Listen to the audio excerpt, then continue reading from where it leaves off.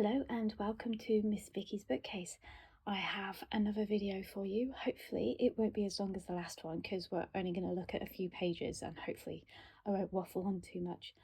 If you can hear kind of like voices in the background, it's because although I'm in my study, someone is working downstairs and I can hear them talking on the phone. So if you hear that, I'm really sorry.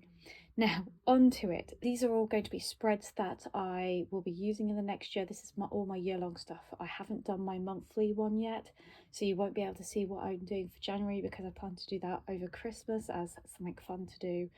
So you'll only get to see the spreads that I get to do for like the whole year. Now, having said that, I'm so proud of myself because I think this is the first time in a really long time that I've actually managed to finish it more or less to my satisfaction. There are some little niggles, but I'm not going to worry about those too much. And there are one or two places where I can do more if I want, but the vast majority of it is basically done and working. So let's get into it. So we'll open up onto the page that I have themed for the year, and I have gone with a medieval theme. That happens to just be the favourite theme that I have, that I use more or less quite often when I'm doing pages like this. I really like using medieval patterns. I really like seeing what the monks did in their illuminated manuscripts, but you'll particularly see this in this year as it has quite a cohesive theme for the whole like year-long spreads, which again for me generally I don't get to do that very often because I get bored. You know, I like to do different things, but for some reason doing the medieval patterns really sucked me in and I really enjoy doing it. But I will say it takes a long time. You don't think it does, but it really does, especially trying to get the patterns correct. And with this I really like the colours, but I did make a mistake with the pattern a little bit. I could have done it where I could have just had the blue and red work a little bit better in these squares, but it is what it is, and I really enjoyed doing it in many ways. Also, I got really cheap metallic watercolours from the range, and honestly, they were fantastic. So this is all this, other than the silver on this page, actually is from metallic watercolours. They were like £4, which was great. So let's see what else we have. So what I've done this year is I've decided, I last year, if you saw my other video, I did like a pixelated thing where I colour in a square representing each book, and I did format and publication year and like what the top trope was. I really enjoyed doing that, so I actually added to it this year, which you'll see in a second. So I did keep with format and tropes. I have a feeling I've misspelt format. Oh well. Dyslexia and spelling just don't go together, so we're gonna let that go. I have to say this is one of the pages that took ages because like trying to work out how to do those small squares was a nightmare, but I really like the way it turned out. I love the way that it just looks like you're dipping into like a medieval manuscript. I have left this plain because this is one of those spaces where if I actually get a chance I'm going to draw people in building stuff, but we'll see. If not, I'm going to just end up doing the same pattern as what I've got here. So there you have it. And also, just so you know, I actually wrote the numbers of the books in very faint grey just because it was really hard to see some of the tropes last year. So I've got kind of like a pale grey for everything, so you can see it very vaguely, but I wanted to try it this way this year to see how it worked, and if it doesn't work I can always just rewrite the numbers back in. So there's my format tropes, and I also did year again because I really liked knowing what year the book was published. And this year I really wanted to see how many of the main characters in the books I'm reading were male, female, or like alien or whatever. I just wanted to see what I've been drawn to. So I think this is just going to be a really interesting experiment. So that's my pixel section all done. I'm really looking forward to trying this out in the next year. So this moves on to my book of the year. I have changed it. Instead of being a 2-page spread, I've made it into 1 page, and I've done it this way instead because I've realized, like a lot of other people who do like book of the year, that when certain books are head to head to each other, it was hard to pick, and I'd rather pick the one against the rest, if that makes sense. So this is a chart that I am going to try and use. So if, for instance, if I had, I don't know, so if I had the Assassin's Apprentice there and then Wind and Truth here, then it would go head to head to that, and then A would go head to head to C, B and C, and so on and so forth. So hopefully it'll be a point system, so I'll have my top book in a slightly different way. I've also changed my star rating, so in the previous video, you would have seen like I had squares in the kind of like the medieval style, kind of like this. It doesn't work because I just don't have time for that. And I also wanted to track what book has gone with what goal. You will see that in a second. So each time I've read a book, it will just be the title, which goal it actually accomplishes, what's the star rating, and here I have done it for this year. It's just to keep track of what book number I'm on, because I do tend to read a lot, and I'm going to be reading more because I'm going to be commuting a lot in my new job next year, so I'm expecting to read quite a lot. So I kind of want to keep track of how many books I've read, and I've done that over several pages just to give myself just extra. I generally read between 100 and 120 books, so I have extra, and I've even left this page as spare just to make sure that I have enough. I don't think I'm going to read more than 120 books.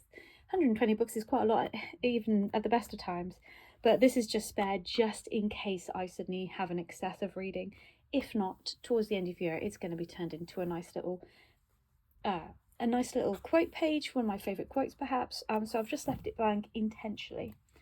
So moving on, we're going to have our goals page, which, as you can tell, I've kept on theme. I really like the way this has turned out, especially as these look like little flowers. This has to be almost one of my favourite pages. And again, it's keeping with the theme, so you'll see throughout, everything has got on the top of the page these windows and like a little church and like these pillars. It's just to show that this is the cohesive whole. And quite often I will use the same colours throughout, so you'll see I'm using a lot of red and a lot of blue, and I have to say that my blue and red are almost out of paint, which is fine. I really like the fact that this just works really well, and it feels like I put so much effort into it, and I really love the way all of this has turned out. So with this, you can see all my goals. I have 10 reading goals every year. Again, it seems a lot, but quite a few of these actually double up, so I have quite a few reading challenges. I may have overdone the reading challenges, but a lot of them again double up with prompts. I've got quite a few where one book can cover multiple prompts, and I always find it interesting to see how many books I can cover, how many prompts. It's a lot of fun to do it that way. Am I hoping to complete the readathons? Yeah, I'm hoping so. There's quite several that I'm like, I might not be able to manage, but the goal always is for me to stretch myself beyond my bounds, and this is definitely stretching myself and having a lot of fun doing it. If I don't complete it, it's absolutely fine. Like this year, I haven't completed any of the reading challenges I've taken part in, just because some of them were just a little bit too difficult for me to get the hold of the books, because I have been moving around a lot. So I don't mind if I don't finish it, although I am a bit of a completionist. I also have, so what I did as well, I'm sure you're fascinated, Mum, because I think you're the only one that's going to listen to this. I made the readathons blue, and then I have to tackle my reading TBR, that's to be read list, Mum, just in case you didn't know. I have quite a few books that I haven't read, mostly because I've ended up buying books that were free. I get emails from authors, and I really enjoy like collecting them. I'm a bit of a book dragon, so I kind of need to start getting through some of my reading TBR. So I have two kinds. I have a book list and I have an audiobook. So every year I have 25 of each, so that I can at least manage to say that I've taken down some of my reading TBR down to a more manageable level, although I think it's well above 800. It is ridiculously high. But again, I'm not going to worry, because it's like having your own library. Sometimes you fancy something a little different, and I can browse through what I've got and enjoy what I have without having to go out and buy anything. Try not to buy anything anyway. So my last two, I like to do like a complete the series or something different. So this year they're in red. So I have a self-published fantasy blog off winners. It's their 10th anniversary this year, so this is all about reading independent books or indie books, and I'm really excited to read the 10 winners. The 10th winner isn't going to be announced till June, so there's going to be a space that's empty in the journal until then. I'm really excited to have a go with these books because they are a little bit different. And my last one is I've decided to read through the whole of the Catfile series this year. I like to have a series that I can dip into, and quite often I'll try and see if the library has them, especially on audiobook.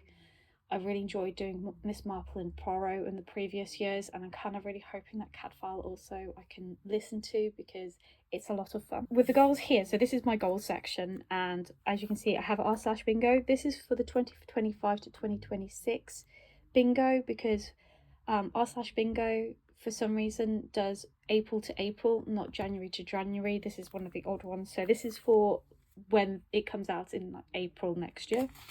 And then we have Pop Sugar, that's one of the ones I'm doing. I will say, by the way, at the top, the white writing, I used my brand new white gel pen, and for some reason it doesn't like the watercolour, and it doesn't like the Tombow pens, so it looks a bit reddish. It is a bit reddish because it's basically reactivating the paint and the pen, so it kind of doesn't work as well as I want it to.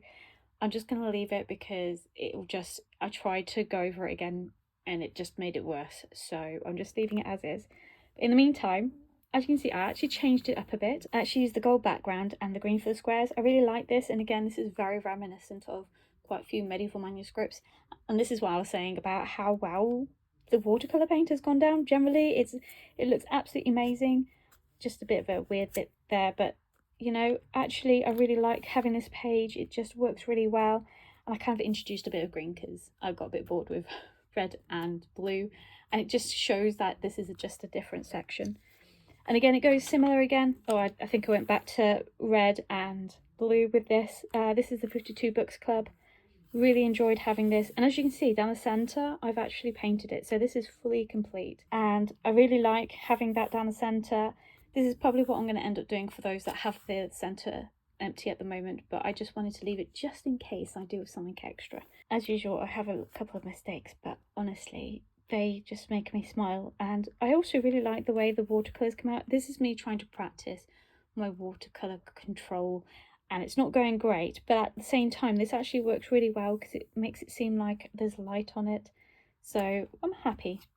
So moving on from that to the Flourish and Blots, I found one of my pens, by the way, one of the white gel pens was a lot thicker in nib than the others, and as you can see it makes a big difference. So moving on from the white, so very similar again, I did the gold background, green squares. I really liked how this turned out.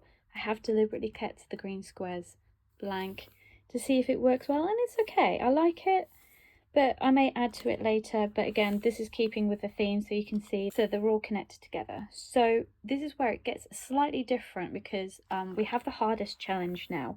Now the hardest challenge goes from July to July, so I have been doing this since July this year, and they have 25 prompts. And yes, I know these aren't filled. I made a mistake and hadn't realised it till I was finished. So it doesn't have quite like this to it, like the other side. These will eventually be filled in with some kind of picture. I haven't decided yet. So this is again one of those sections where I'm like, yeah, I can do something with it at some point. But I'm happy with it overall because this took a huge amount of time. And it was so difficult because I drew the lines in and then I started colouring it in, and then I made mistakes.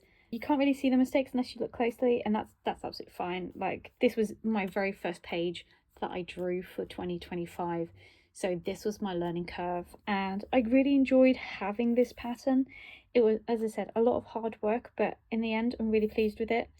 These are the prompts themselves, and with each prompt, if I turn the page, you'll see each prompt have their own section.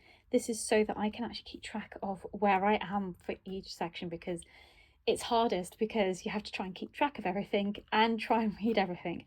I don't think, again, I'm going to complete this because I think there is one where I was supposed to read a brand new release each month. I didn't manage it in October. But overall, again, I really like the fact that this actually is watercolour, by the way. This is Tombow pen, this is watercolour, and actually the watercolour works better. The Tombow pen, I think I've used them so much that they're actually dying, so that's why I switched out. Again, I really like having all the decoration. It just works really well, and it's so simple, just long-winded to do. It's way longer than I was expecting it to be.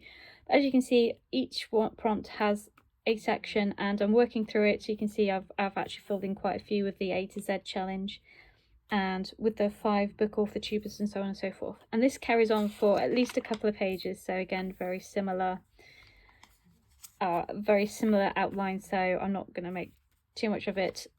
And then as you said, there's a lot of books. I think I worked out you have to read about 150 books in a year if you want to do every single prompt, and thankfully some of them you can actually double up with. So I've been doing that as well.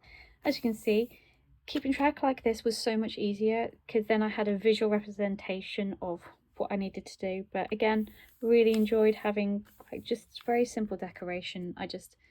I wanted to do something more elaborate in these bigger boxes, but in the end I was like, I don't have time for this. This needs to be finished and usable. That's the thing you've got to remember when you're doing these types of journals, is that it needs to be workable for you. If you want to do a ton of decoration, that's absolutely fine. You've got to factor that in as well. And what I have found is that it is easier to just have something like this, knowing that I can do this quickish. I say that knowing that actually it did take forever.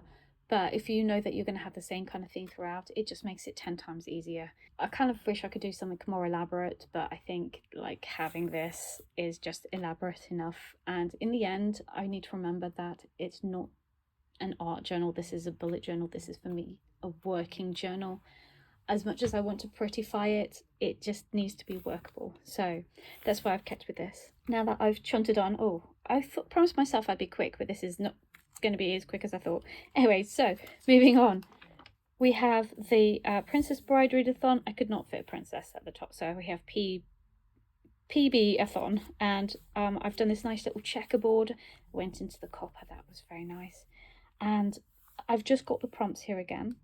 And then my tackle audio, I've managed to get these printed out, and this has to be one of my favourites. I really love the green and the copper, works so well.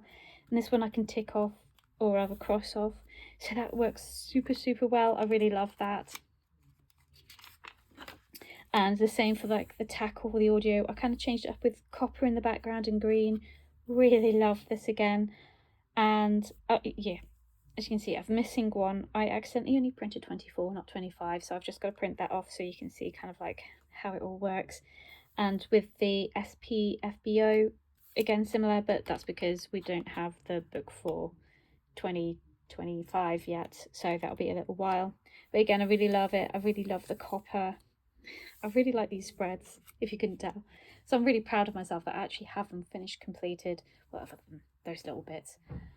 And like it works. And then really this is almost the last, you'll be happy to know, my CAD file page, which I went back to traditional red and blue. I really liked how this turned out. It just looks so well done with the background, and it works with all the covers that I picked, because I picked deliberate like stained glassy type covers. Also one of my favorite pages. I will mention, just because you probably can see it, is like there are lines in this, and there are lines throughout. This is the indication of where the book covers were going to go, and because I was printing them out, I had to take a guess as to how large they'll be. So like back line is just really, or I thought it would actually be taller, but it's not really. And moving on, this is my bonus page. I decided that I wanted to read another series called the Chris Longknife series, so I've got all of these, and I did like a spacey background but still with a medieval theme. So it kind of works, but I kind of fluffed it up because I fully admit I was in the middle of painting this when I had a super important phone call and my hand went when I was doing it. But it gives me fond memories because it was a really important phone call, and it makes me smile every time I see it, so that's great. The last thing I want to share is my TBR for next year. Now, I do not at all expect to read this amount of books. I just wanted to do myself a little snapshot of what books that I had on my list for this coming year to read, because this is also a journal for me to just look back and reflect on, so I can have fun going, I was wanting to read how many books? So don't take this as gospel. I'm not planning to read like 100. I think this is like 188 books. It's ridiculously high. I do not expect to read that. If I turn the page, I don't expect to read that. I just wanted a nice little shot of what I wanted to read and to see how far I could get, or if I did a lot of mood reading. It's again something that I can just measure against to see how my reading style has changed. So, and also I had spare pages, so this is just the same for several pages. As you can tell, it is ridiculously high, but again, I don't expect to read all of these. It's just nice to have a list to look at. I guess that's everything. I hope, Mum, you've enjoyed looking at all my medieval paintings. I really enjoyed doing them. and I really like doing the patterns, but just be warned, if you want to do something like that, honestly, get dot grid, because it's so much easier to draw the lines in, and two, it still takes forever because you still got to pencil it in, because you've got to just got to check the spacing, then you've got to ink it in, then you've got to paint it, and then you've got to write on top of it. Yeah, it just takes forever. Hopefully it has given you some inspiration and that you enjoy doing that, and hopefully maybe in the new year I might be able to do a couple more filmings, but we'll have to see on how my job goes. It might be a very short thing where I just show you the end result rather than anything else. So, anyway, have a happy new year, and we'll see you next year. Bye for now.